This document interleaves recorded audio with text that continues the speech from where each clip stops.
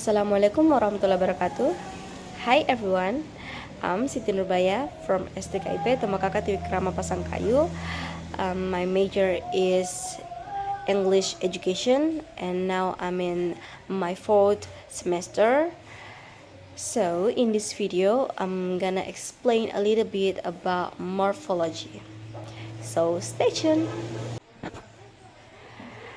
Jadi yang pertama, saya akan menjelaskan tentang sedikit definisi mengenai morfologi itu sendiri. Nah, di dalam kajian linguistik atau ilmu kebahasaan, morfologi merupakan suatu ilmu tentang bentuk-bentuk dan pembentukan kata menurut Haier 2015 halaman 3.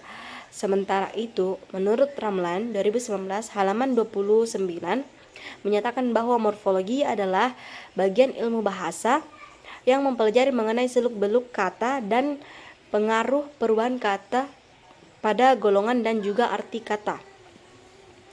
Dengan kata lain, bisa dikatakan morfologi merupakan suatu ilmu yang mempelajari mengenai seluk-beluk kata dan juga fungsi perubahan-perubahan bentuk tersebut, baik itu dalam fungsi gramatik atau arti kata berdasarkan konteks penggunaan maupun fungsi semantik atau arti kata berdasarkan makna kamus atau leksikal. Selanjutnya definisi mengenai morfem beserta contohnya. Nah, morfem atau morfem dalam bahasa Indonesia adalah satuan gramatikal terkecil yang mempunyai makna. Morfem tidak dapat dibagi lagi ke dalam bentuk bahasa yang lebih kecil, baik itu yang dapat berdiri sendiri maupun yang tidak dapat berdiri sendiri. Contoh, unbreakable terdiri dari 3 morphemes, yang dimana kata un, kemudian break, dan able. Contoh lain, flies itu terdiri dari 2 morphemes, yang dimana kata fly ditambah imbuhan es di akhirnya. Nah, dari contoh tersebut dapat dilihat bahwa morfem dapat berubah afiks atau imbuhan, root atau akar kata, dan word atau kata. Selanjutnya, jenis-jenis morfem beserta contohnya. Nah, morfem itu terdiri dari 2 jenis. Yang pertama itu free morphem atau morfem bebas, yang dimana memiliki arti morfem yang dapat berdiri sendiri menjadi kata tanpa harus terikat morfem lain. Contohnya table, chair, cat, study, and etc. Nah, yang kedua, bound morphem atau morfem terikat adalah morfem yang tidak dapat berdiri sendiri karena harus terikat dengan morfem lain untuk menjadi kata. Contoh imbuhan meant, as, air, ing, dan sebagainya. Misalnya pada kata disconnect, agreement, hire, dan lain-lain. Selanjutnya, definisi inflectional dan derivational morphemes beserta contohnya. Yang pertama, inflectional morphem atau morfem inflektif adalah morfem yang tidak menyebabkan perubahan kelas kata dan makna kata. Tetapi morfem ini mempengaruhi jumlah atau pluralitas dan bentuk waktu atau tenses.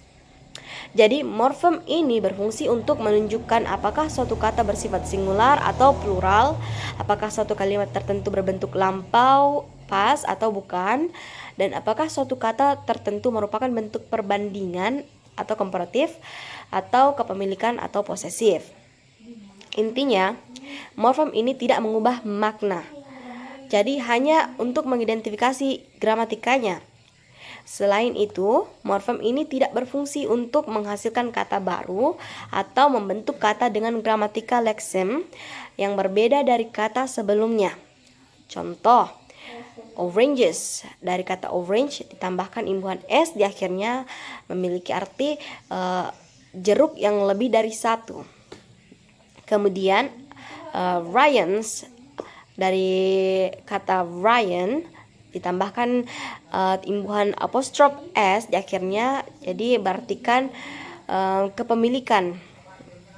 Contoh lain, taller, reaches, plays, watched, reading, and taken. Oke, next Derivational morphem adalah morfem yang jika diikatkan atau ditempelkan pada morfem lain akan membentuk morfem atau kata yang baru, atau untuk membentuk kata dengan gramatika atau leksem yang berbeda dari kata sebelumnya.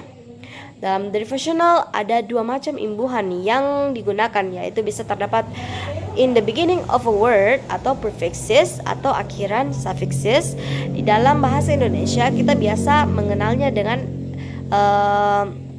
sebutan imbuhan atau affixes.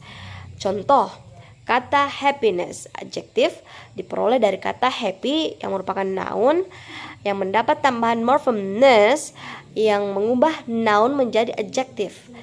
Nah, dari alasan itulah morphem ness termasuk ke dalam derivational morphems yang suffix berada di akhir kata karena mengubah kata dari noun leksem berubah menjadi adjektif leksem. Contoh lain yaitu kata sadness, writer, indirect, rework, acceptable, activity, unfriendly, and etc. Nah, jadi itulah tadi penjelasan mengenai morfologi dan morfem. Sekian dari saya, terima kasih atas waktu dan perhatiannya. Sampai jumpa lagi. Assalamualaikum warahmatullahi wabarakatuh. Cheerio.